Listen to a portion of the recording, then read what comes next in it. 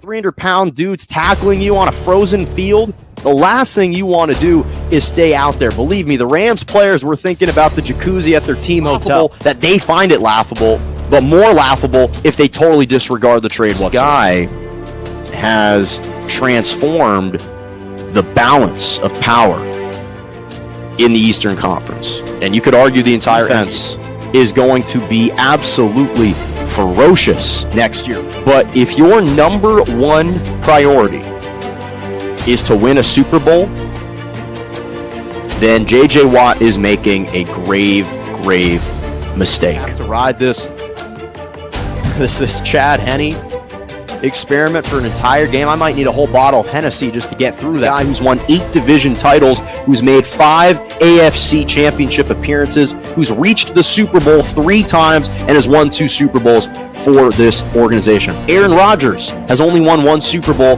with Green Bay. Drew Brees has only won 1 Super Bowl with New Orleans. There's only 13 quarterbacks in NFL history that have won multiple Super Bowls, and Big Ben is one of those individuals.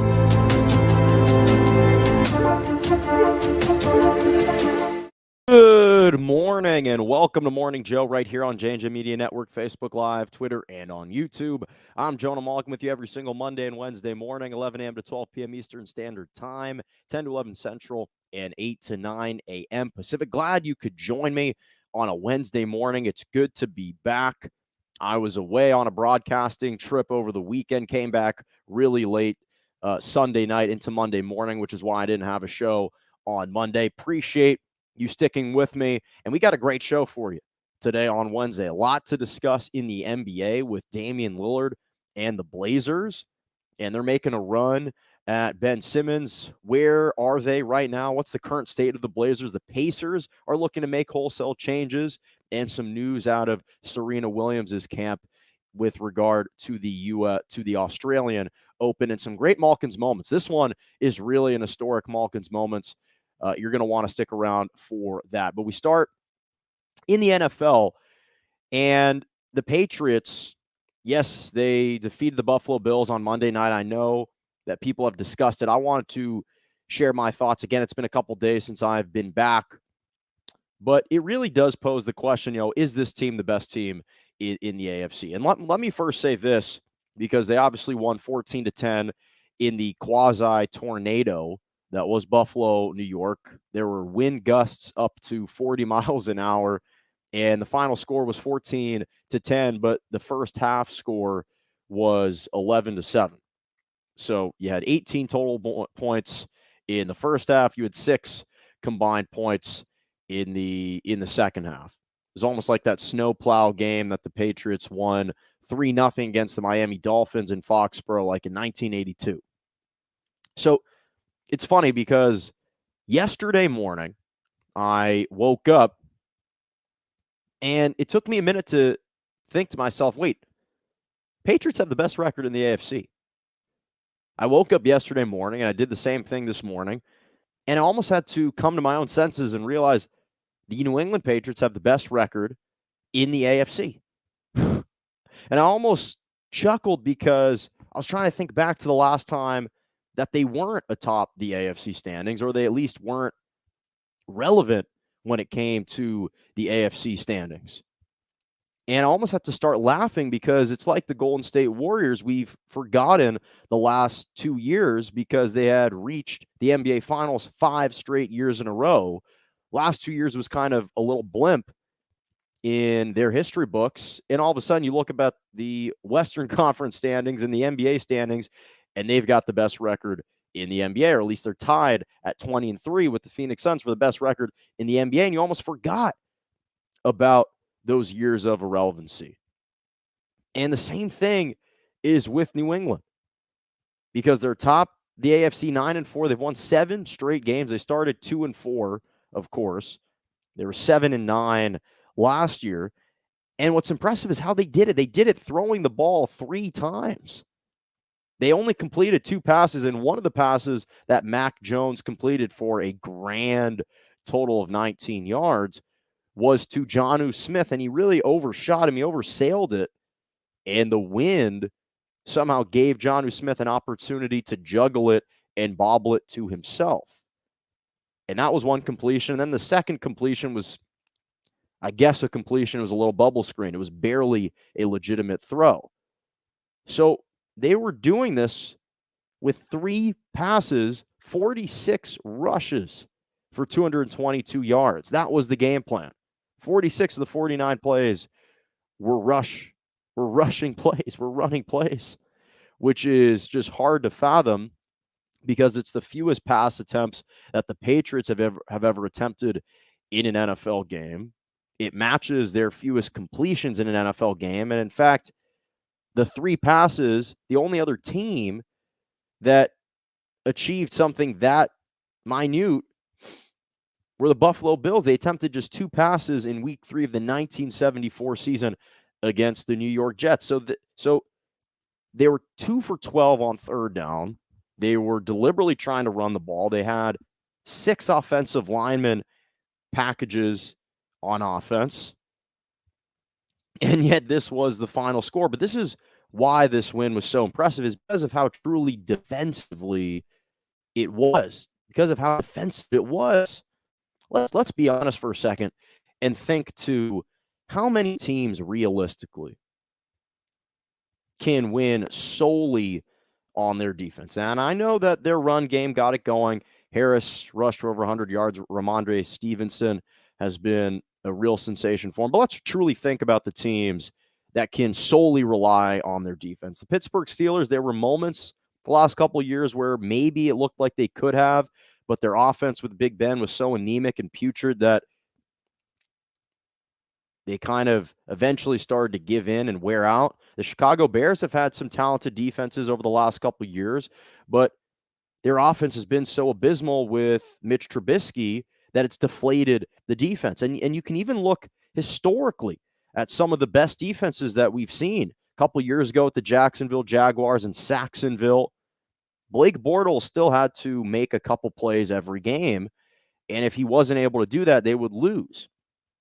2015 with the Denver Broncos and Von Miller, especially in the Super Bowl against Cam.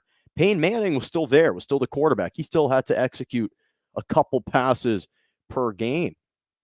2013, the Legion of Boom. As great as they all were, Richard Sherman, Cam Chancellor, Bobby Wagner, Russell Wilson was still the quarterback. He still had to execute a couple plays. You can look back to the 70s with the Pittsburgh Steelers and the Steel Curtain, and there's no question that menacing group, they were a handful, but Terry Bradshaw was still the quarterback. He was a 4-time Super Bowl winning quarterback. 2000 with the Baltimore Ravens and Ray Lewis, and how frightening Ray Lewis was and still is. Guy's an absolute freak. And yet Trent Dilfer was still the quarterback of that team. That's just kind of the reality of the situation. Even the 1985 Bears, you still had Jim McMahon. And most recently, the last time the Patriots had an elite defense, we saw in the Super Bowl in 2018 against the Rams. They won 13-3. But Tom Brady had to execute some passes down the stretch to Gronkowski. He had to execute some passes down the stretch to Edelman to collect first downs. So the point is that when was the last time we could truly say a defense won the football game? It's been a long time. It's been a long time. And the fact that the Patriots were able to do it by only throwing 3 passes, it speaks volumes to where they are. And there's no question in my mind right now, they're the best team in the AFC. I mean, the thing is this. Imagine trying to go play in Foxborough in the postseason, in the winter. I've always had my reservations about the Bills.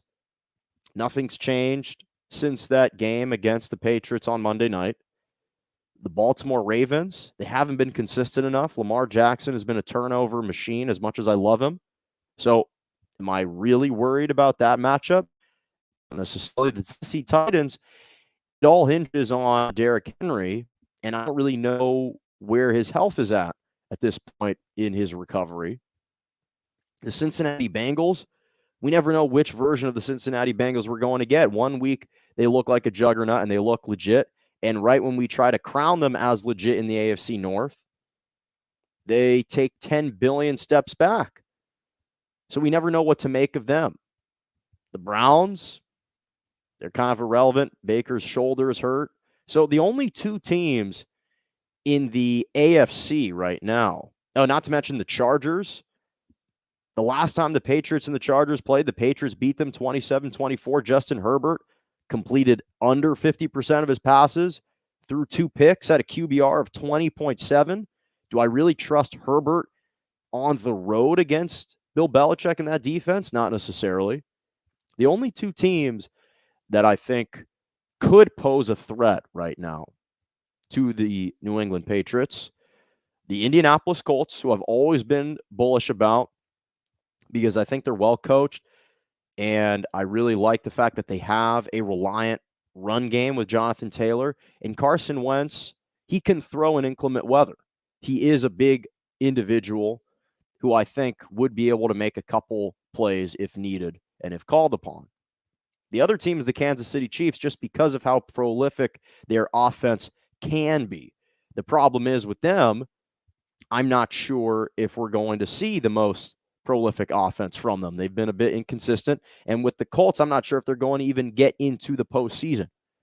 Those are the only two teams that I think legitimately pose a threat, is just of the potential of those two teams.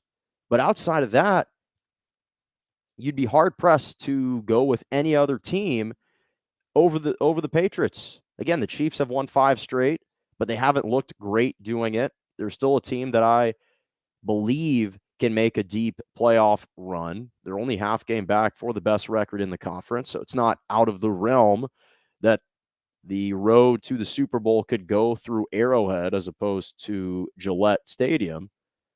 But right now, as hard to believe as it is, yes, the New England Patriots are the best team in the AFC. And that performance against Buffalo, I think, just further supported that. They'll obviously get a chance to play again in 2 weeks, so we'll see what type of adjustments Coach McDermott and Josh Allen and that entire team make. But this was impressive. This was impressive, and I don't think anyone really saw it coming. I predicted the Patriots would be a playoff team. I could not have predicted that they would have had the best record in the AFC at this point in the season. So I want to transition to the NBA and the Portland Trailblazers.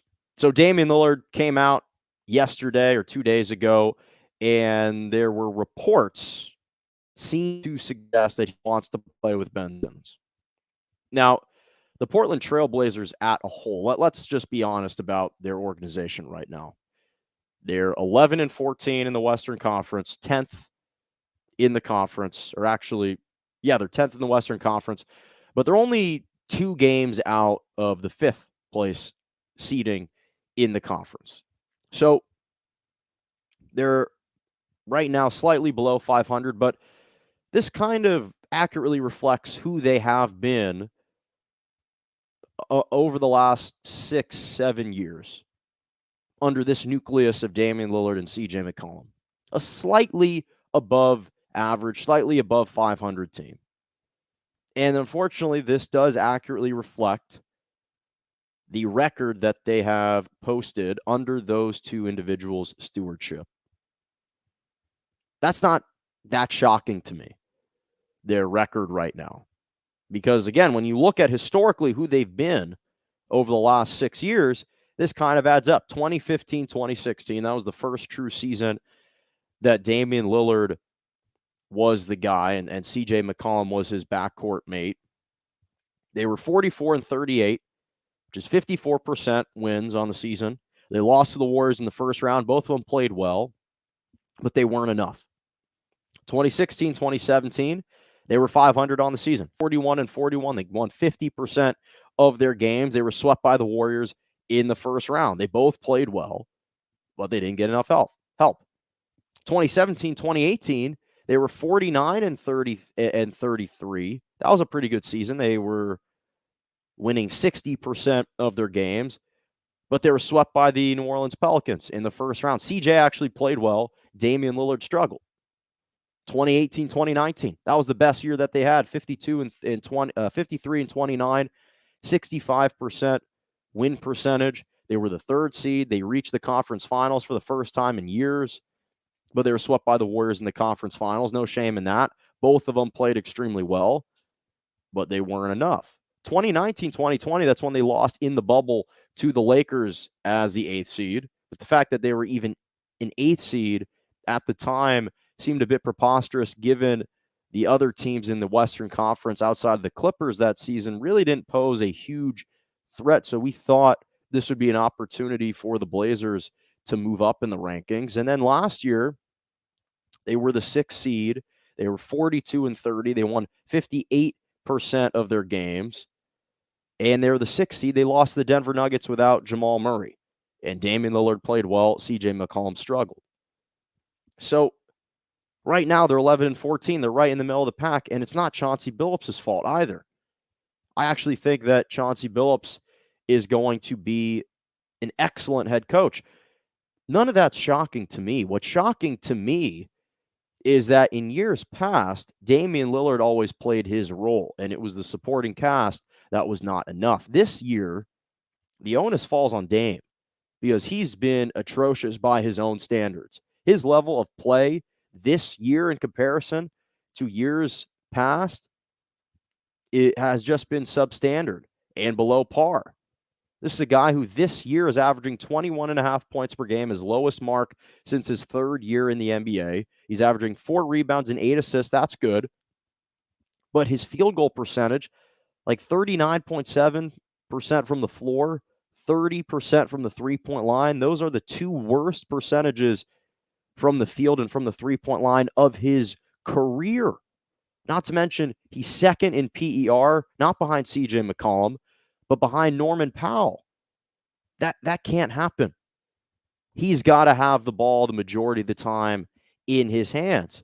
But ever since the Olympics, he's been struggling mightily. I mean, even in the Olympics, he struggled mightily. And I think that the offseason, his future, the future direction of the Portland Trailblazers, vacillating over whether or not to give Chauncey Billups a chance, really starting to weigh his options about his own future in Portland. I think all of this has really been kind of eviscerating his insides and afflicting him emotionally in a way that he hasn't been able to endure before. Because this is the first time that he's not only truly playing poorly, but I think the cause of the poor play is because of the mental struggles that he's dealing with right now, is the fact that he's carrying this cumbersome load and it's taking a toll on him mentally. This is the first time we're actually showing, or that he's actually showing, cracks in the armor. Not as far as the record, as far as his own play. And that's been the difference between this year and in seasons past, is the Blazers could be an average team, an average organization, but he always did his part. He was playing like an all-star. He was a bona fide superstar. This has not been the same Damian Lillard that we've seen for the first 8 years of his career. And that's the difference. And that's why all these problems have been accentuated and illuminated to the forefront. And that's why he's even more frustrated, is because he's not playing well. And he's always been unsure about this organization over the last couple of years and whether or not this is where he wants to finish. And so that's the problem, is you exacerbate your own personal dilemma and you juxtapose that to your own struggles on the basketball court. And what does it equate to? It equates to slightly below 500. So I think that he loves Portland and wants to finish his career, but I think that this is requesting to play with Ben Simmons at this point is one last-ditch effort to try and rectify the situation, to try to move ahead one more season with the core of Lillard, Nurkic, Norman Powell, Robert Covington, and Ben Simmons, because obviously CJ McCollum would be traded in this instance. And at this point, I think if you're the Portland Trailblazers, if that's something that hypothetically the Philadelphia 76ers are willing to entertain, let's just say hypothetically, let's assume that they're willing to trade Ben Simmons for CJ McCollum and maybe a pick, some combination, some package around CJ McCollum for Ben Simmons. I think that the Portland Trailblazers, you do that in a second because you see that you're not going anywhere right now. And unfortunately, CJ McCollum now just suffered a collapsed lung. I'm wishing him a speedy recovery. He's out indefinitely, not sure how long he's going to be gone for, but that's just the latest setback and hardship that now Lillard's got to deal with.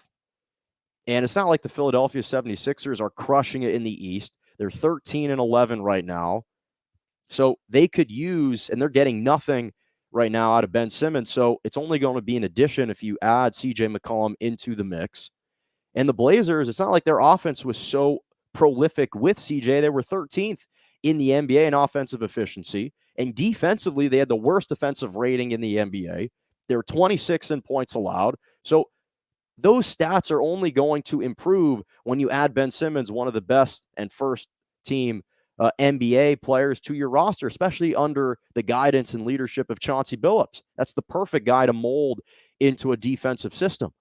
So from the Blazers' perspective, if that's something the 76ers are willing to do at this point, you might as well go ahead and do it because perhaps that might alleviate some of the external pressures that Damian Lillard is feeling, because I don't think this is the Damian Lillard that we will continue to see forever. I think that this is a one-off, and he's just struggling. He has been dealing with an internal battle this entire year. It's an embattled organization. They are operating with a de facto GM. Neil O'Shea was just fired, and he's dealing with an organization that lacks a future, or at least appears to be lacking any foresight as to what the direction is of the organization. And to make matters worse, Lillard wants to be extended this offseason, sign a $107 million extension, and that would ostensibly gut the entire team. And yet the Blazers are trying to hire a new general manager, and all the prospects are reticent to take the job because they don't want to feel this obligation to sign Lillard, when in reality, they'd prefer to move Lillard and completely start anew and start fresh, as opposed to quasi-start fresh by signing Damian Lillard to $50 million a year. So I think that Ben Simmons would work in Portland. I've discussed that trade for months, since I knew that Ben Simmons was disgruntled and wasn't going to be returning to the 76ers, which he hasn't. That was the trade that made the most sense to me, that I thought both teams could benefit from. They would just have to swallow their pride a little bit on the Philadelphia side. That's the trade that I would go with. Is it going to result in a championship for the Portland Trailblazers? No, I don't think so. But it's worth a try. At this point, it's worth a try. It can only be a positive at this point. And I know that Lillard and McCollum are buddies, and it's personal, but I don't think that CJ McCollum would have too much of an issue, would take too much of an issue to Damian Lillard just saying, listen, man, I'm sorry, this is what I got to do. Because unfortunately, that's the only way I see him succeeding at all in Portland. Otherwise, they're just going to have to completely gut the team and change it up. So, speaking of changing it up, the Indiana Pacers all of a sudden came out and said that all of their star players are reportedly on the trade block. So, Karis LeVert, Domantas Sabonis, Miles Turner, all three of those guys are available for trades. Now, the Indiana Pacers are 10-16 right now. They're 13th in the Eastern Conference, one of the 7 worst records in the NBA. And I'm not blaming Rick Carlisle, the new head coach, for all of this. there's something about the Indiana Pacers that I can't quite wrap my arms around. It's been the same question. They've had the same question marks around this team for years, and that is, who are the Indiana Pacers? Who are they? What are they? What's their direction? I just talked about the Blazers and what's the direction? What's the future ambition of the team? The same question can be said for the Indiana Pacers, but to a heightened level, because they've always been a huge question mark to me. They were always a passing grade. They've always had a lot of really good B-level players and also some C-level players. So a very kind of average, pedestrian, middle-of-the-road type of team. I really like Karis LeVert. I think he's got some great playmaking abilities on offense. I like Domantas Sabonis. The guy is a fundamental genius and a big man underneath the basket who can score with both hands. He's got a mid-range. And Miles Turner can stretch the floor, and he blocks shots and can be a huge defensive presence in the middle. Obviously, Malcolm Brogdon is another member of that kind of big four, but he's unavailable in trades because of the recent contract that he signed. And the NBA stipulates that if you sign a recent contract, there's certain kind of clauses that prevent him from being traded. So he's not on the trading block. But what's shocking about this team is the fact that, okay, they're 10-16. That's fine. That happens. You get off to slow starts. But they're behind the Raptors and the Cavaliers. The Raptors, they have more talent than. And the Cavaliers, they have much more talent than. Colin Sexton was just announced done for practically the season 2-3 weeks ago. And you're behind them. You're 13th in the Eastern Conference. You can't have a better record than that. So something's not right. And the big issue for them has been health. TJ Warren has had moments in the bubble. He looked like a superstar. Stress fracture in his foot. I feel like I never see him anymore. He's done for the year. TJ McCollum just underwent hand surgery to report torn ligament in his hand. He's likely done for the year. So 2 scrappy potential talents on your team are done for the year.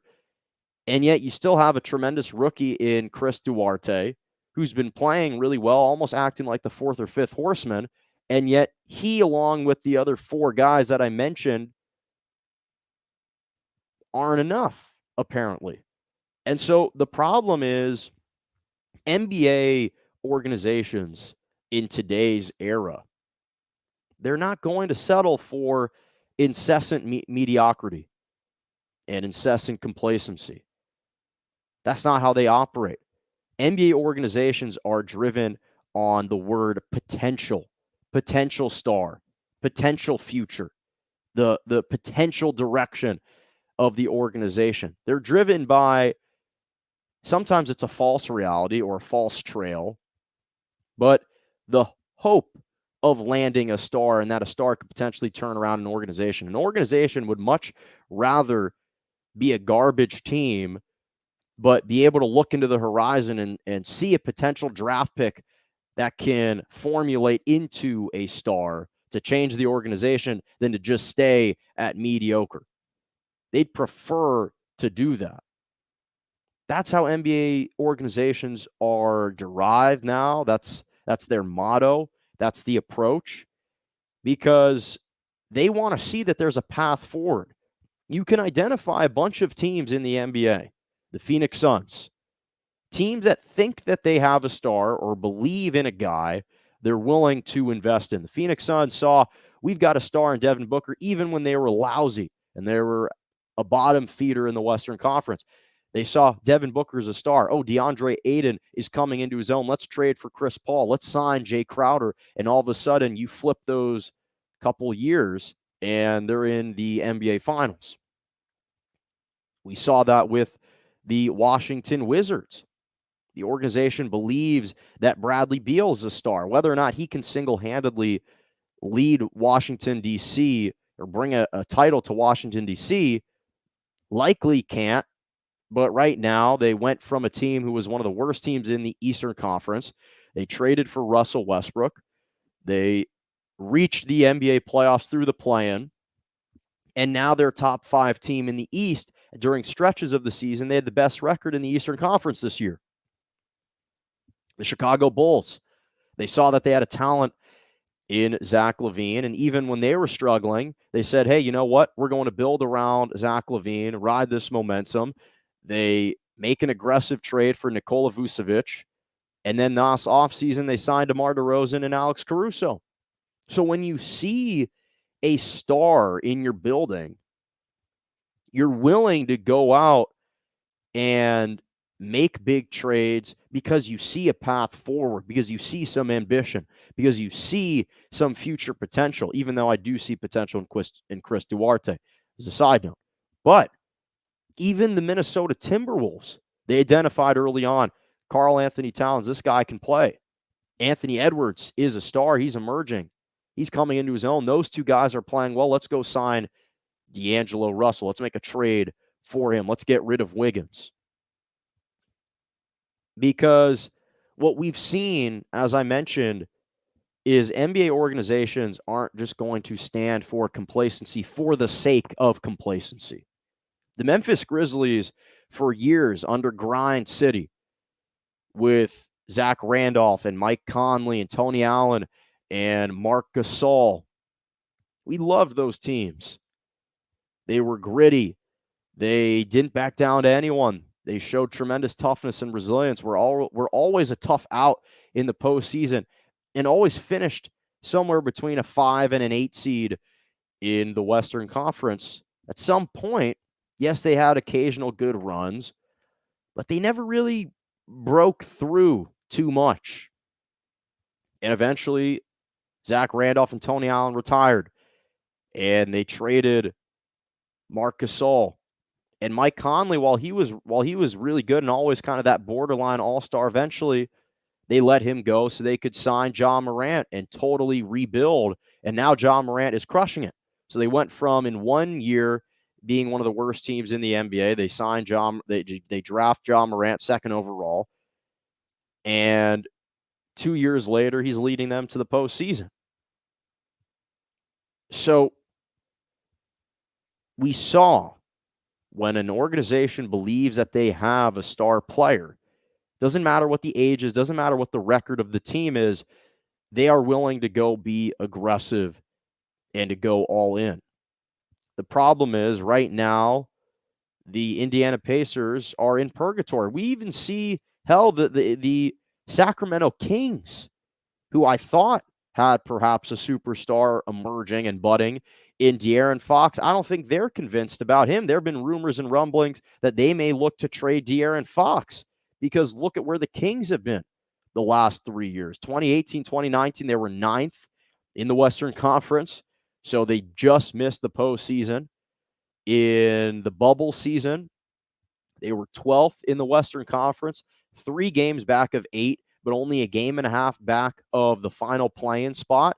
And last year they were 12th and only 2 games back of the play-in tournament. So they're constantly kind of oscillating between 500, slightly below 500. And I think now the organization has said enough is enough. They fired Luke Walton, and now De'Aaron Fox might be gone. So if you're the Indiana Pacers, that's what's happening. Looking at their roster, they're saying, we don't see anyone that's a true game changer that's going to move the needle for us. Because unfortunately, most of those guys aren't going to, even though perhaps Chris Duarte might, and he'll be a part of their future. But with the core around Sabonis and Turner, and probably eventually Brogdon, once he is eligible to be moved, he'll be put on the trade block as well. They're going to ship those guys because they just don't see enough of a future. And there's going to be some teams that collect some major talents when the Pacers decide to move on from these guys and trade them. There have been rumors about the Warriors potentially trading James Wiseman for Miles Turner. That would be something special. I even think that the Philadelphia 76ers could trade Ben Simmons for some combination of LeVert, Sabonis, and a pick potentially. That's out of the real possibility. I think that could help both teams. So the Pacers are saying, listen, we just don't see a future, a path forward anymore. We don't want to remain mediocre. We'd rather be bad, but approach this the right way, have some kind of direction, than just be complacent for the sake of being complacent and somewhat relevant in the NBA. And that approach makes sense. And that's the era that we're living in with regards to the NBA. Just is. Okay. Final topic before my Malkin's moments. So in the world of tennis, we had a couple months off after the last Grand Slam, but the Australian Open is somehow right around the corner. This is awesome. Taking place in January. As I mentioned, I was just in New York over the summer for the U.S. Open, a tremendous, tremendous spectacle, sporting arena and environment to be in. Not a physical arena, but metaphorically, the space was tremendous. The grounds over there in Flushing. And now it comes out that Serena Williams is withdrawing from this year's Australian Open because of her recovery from a hamstring injury that she sustained in the first round of Wimbledon last June. And this is always a difficult topic for me because even though this isn't a surprise, given the injury that she sustained and given the typical timeline of a hamstring injury and the fact that she's 40 years old, I wasn't necessarily expecting her to play in the Australian Open. But anytime you see some official notification or an official headline, you just are taken aback a little bit because of just how profound Serena Williams is at 40. Again, she turned pro at age 14. She's been on the pro tour longer than I've been alive. I'm about to be 25 in February. She's been on the pro tour for 26 years. And in my opinion, she's the greatest female tennis player of all time. I think that she's one of the greatest athletes, male or female athletes, period, of all time. She's on the Mount Rushmore, in my opinion, for athletes. And what she's meant to the sport, just been huge. Obviously, she wasn't there for the U.S. Open, which I was gravely disappointed about, but I understood. But the thing about this injury, and especially the Australian Open, is this is pretty significant because the Australian Open is arguably Serena Williams' best tournament over the duration of her career. She has performed arguably the best at the Australian Open than she has anywhere else. She's won 7 Grand Slams at the Australian Open. Obviously, she has 23 overall, one behind Margaret Court, 23 for the most singles Grand Slam titles of all time. But she has 7 at the Australian Open, which is a hard court surface, which is slightly less taxing on your body, versus she has 7 at Wimbledon, where you play on grass, 3 at the French, and 6 at the U.S. Open. So there's an argument to be made that between the U.S. Open, or rather between Wimbledon and the Australian, one of those is her best surface. And I would argue that the Australian Open is her best surface. That was the last time she reached the finals, was in 2019. She reached the Australian Open finals. She reached the finals in 2018 as well at the Australian Open. But it's significant because what this means is if she's not playing in the Australian Open, we likely won't see her until next June, potentially at the earliest, because I don't think that she would risk playing at the French on the clay court. The instability of the court surface, especially with a lower extremity injury like a hamstring, playing on a surface where you're sliding around a lot like the French doesn't seem like the most prudent decision. So then it shifts to, well, maybe she could play at Wimbledon, which is the grass court, in June. Although, again, grass isn't the most stable surface either. You can't plant into the ground as firmly on a grass court as you could, say, an Australian or a U.S. Open hard court. So we may not see her till next summer at the U.S. Open, which I realize now is perhaps only 7 or 8 months away, which isn't quite as daunting as a full year. But it's just a unfortunate reality that injuries are a part of the sport, and our favorite athletes sustain injuries, and injuries expose their perceived mortality, their perceived immortality, rather. It makes them more mortal. And that cloak of invincibility just isn't always there. And that's always a stark reminder for me. And when I got the official notification that she wasn't going to be participating, I almost thought to myself that, oh, she'll recover from this and she'll be fine. But we're seeing even Roger Federer is getting up there. He's 40 years old. He's on his literal last legs. He will skip out of the Australian Open because he's recovering from knee surgery. And Serena Williams now is the latest victim to have to withdraw from the Australian Open. And again, it's just the difficulty is how much these injuries just expose our favorite athletes' mortality. And it's not a shock to me, given the injuries she's had to sustain over at least the recent stretch. Again, over the course of her career, she's been one of the most durable athletes ever. She's dealt with some knee injuries early on in her career. She had suffered a pulmonary embolism about a decade ago. And 2020, her season got cut short due to a Achilles tendon injury. But outside of that, she's been, and obviously now the hamstring, but outside of that, she's been a consistent. Whether or not she's won the Grand Slam or not, she's been present. She's been there. She's been durable. And that's just something that we can't take for granted. And the more that I see her dropping out of these tournaments, the more I'm reminded of that kind of sobering thought that she's not going to be around forever. Roger Federer is not going to be around forever. These great athletes across any sport. Tiger Woods just said he likely won't play in a major golf tournament again. That these just great athletes, transcendent athletes, aren't going to be around forever.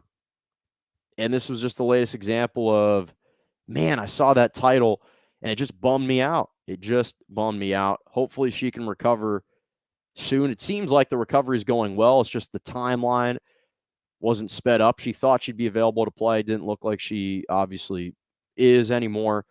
But get back to the court soon, Serena, because we would love to see you play.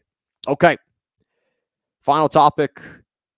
My Malkins moments. I have some Malkins moments. I teased it at the top of the show. So first, in the world of soccer. This happened last week, but again, I haven't had a show in about a week. So there are a lot of Malkins moments this week. Lionel Messi won his 7th Ballon d'Or award, just extending the record mark. This guy continues to shatter the mold. In my opinion, he's the greatest player of all time. Whether you think it's Pele, Diego Maradona, Ronaldo, Ronaldinho, Cristiano Ronaldo, to me, I think it's Messi just because of the unselfishness that he plays with, the quickness, the touch, the finesse, the duration of the consistency. And I just love watching him play. And I understand that Lewandowski thought maybe he was going to win it this year. He's a worthy individual of the award, but it's only fitting that Lionel Messi wins this award. And again, it's a record-extending 7th award. The next closest is Cristiano Ronaldo, who's got 5. And Messi just won the award for the 2nd straight year, I believe. So to me, he's the greatest player of all time. And it's just he's been a marvel to watch. And speaking of other marvels to watch in soccer, the guy aforementioned, Cristiano Ronaldo just scored over 800 career goals last week. He scored a goal in the 3-2 victory for Manchester United over Arsenal. He's got 801 goals now on his career since that record last week. So he has scored 130 with Manchester United, which obviously that's where he got his career started, and it's only fitting that it'll culminate, likely ending in a Manchester United jersey. He had 130 goals with them, 450 with Real Madrid, where he spent the bulk of his career, 101 with Juventus the last 2 seasons, 5 with Sporting, and 115 with his home country, Portugal. So don't get me wrong. Yes, I believe Lionel Messi is the greatest player of all time, but Cristiano Ronaldo is a top 5 player of all time. Could be top 3, could be top 2. Some people view him as the best, depending on your bias because obviously it's a subjective thing, but there's no denying the greatness of Cristiano Ronaldo. The guy is a physical specimen.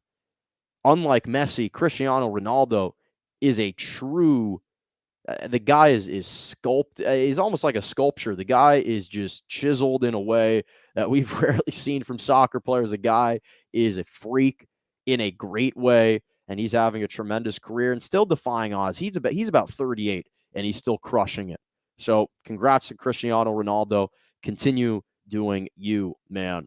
So in the NBA, the Memphis Grizzlies beat the Oklahoma City Thunder by 73 points, 152 to 79 last week. It was an historic margin. The 73-point margin of victory is the biggest margin of victory in NBA history. I don't know how a team allows an opponent to beat them by 73 points because this is the NBA after all. These are professional athletes. I understand teams get shellacked all the time. I've seen 50-point blowouts. But 73 to a Memphis Grizzlies team who they're not even the most potent offense in the NBA. If you were to tell me, the Warriors beat someone by 70, the Suns, the Nets, they beat a team by 70 points, still would be mind-boggling, but okay, I get it. But the Memphis Grizzlies, OKC, I don't know how many suicides they did the next day, but I don't even know if you just have to flush that one down the toilet. And at least the Memphis Grizzlies are having a great year. They're 4th in the West, 14-10 overall record. John Morant has been crushing it. So that was like, wow, that was an impressive mark. The Phoenix Suns, I want to give them a shout out. Obviously, they had their 18-game winning streak snapped against the Warriors, but prior to that, the fact that they won 18 straight games in the NBA broke a franchise record for the longest win streak in Phoenix Suns history. Big shout out to them. And again, this is a team that reached the NBA Finals last season, and they're already off to a great start, tied with the Warriors for the best record in the NBA again this year at 20-3. So they're doing it again. Big shout out to them and that team because they're crushing it for the second consecutive year. Transitioning to college football, Utah and the Utes won the Pac-12 title for the first time in school history. They blew out the number 10 ranked Oregon Ducks 38-10 on Friday night. That was the second time that they destroyed Oregon over a 2-week span. They beat them 38-7 2 weeks prior.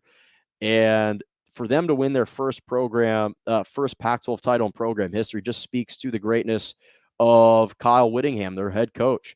He's 144-69 as the head coach of Utah. That's 18 seasons.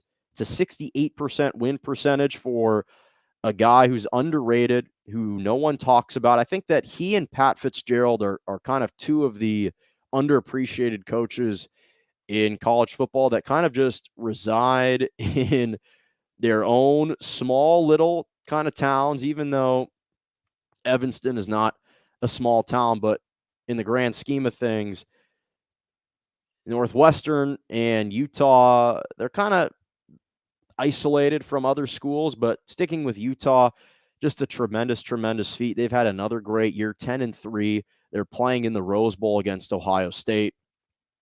I think they'll probably get crushed, but again, who knows? With the way that Kyle Whittingham is able to teach and coach his kids up, they'll probably make it a game. Can't wait for that. And shout out to the Pittsburgh Panthers for winning the ACC.